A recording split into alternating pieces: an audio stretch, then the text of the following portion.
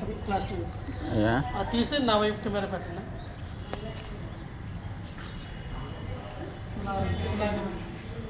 ఎలాగే పెట్టండి ప్రశాంత్.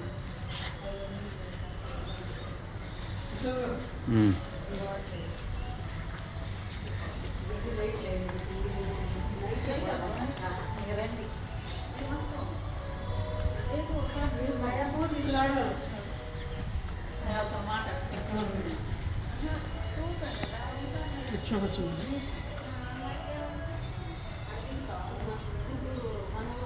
ఒకసారి పెట్టండి.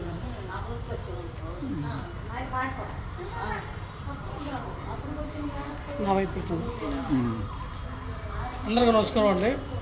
జగన్మోహన్ రెడ్డి గారు అంబేద్కర్ యొక్క స్టాట్యూ మరి ఏదైతే పీడబ్ల్యూడి గ్రౌండ్లో సుమారుగా 450 కోట్ల రూపాయలు వెచ్చించి సామాజిక భవనాన్ని స్మృతివనాన్ని ఇక్కడ నిర్మించినటువంటి ఏదైతే మరి ఆంధ్రప్రదేశ్ అలాగే భారతదేశం ప్రపంచ దేశాలన్నీ కూడా గర్వించదగ్గ మహామేధవైనటువంటి డాక్టర్ బిఆర్ అంబేద్కర్ యొక్క స్మృతివనంలో జగన్మోహన్ రెడ్డి గారు 2019-24 మధ్య ఏ రకంగా అయితే మరి అత్యంత సుందరీకరణంగా ఉన్నటువంటి యొక్క విధానం ఏదైతే మనం చూసామో, కూటమి ప్రభుత్వం వచ్చేసరికి కనీసం ఇక్కడ మెయింటెనెన్స్ కూడా సరిగ్గా లేదు.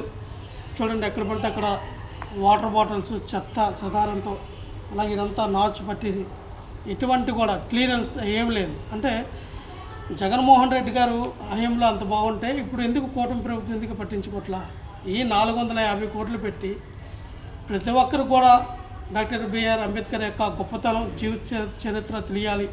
ఆయన ఎక్కడ చదువుకున్నాడు, ఎక్కడ పుట్టాడు, ఎక్కడ పెరిగాడు, ఏ రకంగా ఆయన భారత రాజ్యాంగం రాసే అడుగులు ఏ రకంగా వేసాడని ఇక్కడ అంతా కూడా ఈ స్మృతివనంలో ప్రతి అడుగడుగున కూడా ఆయన యొక్క జీవిత చరిత్ర పెట్టడం మంచిది. కానీ ఈ యొక్క మెయింటెనెన్స్లో లోపాలు ఉన్నాయి. ఖచ్చితంగా కూటమి ప్రభుత్వం తక్షణ దీన్ని సేకరించి ఈ యొక్క మెయింటెనెన్స్ బాగుండాలని మేము కోరుతూ ఉన్నాం. ఖచ్చితంగా క్లియరెన్స్ చేయాలి.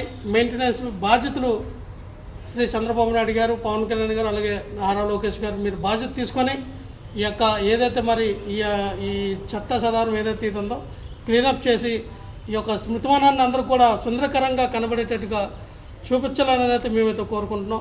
ఖచ్చితంగా దీనిపై చర్యలు తక్షణమే తీసుకుంటే మంచిది.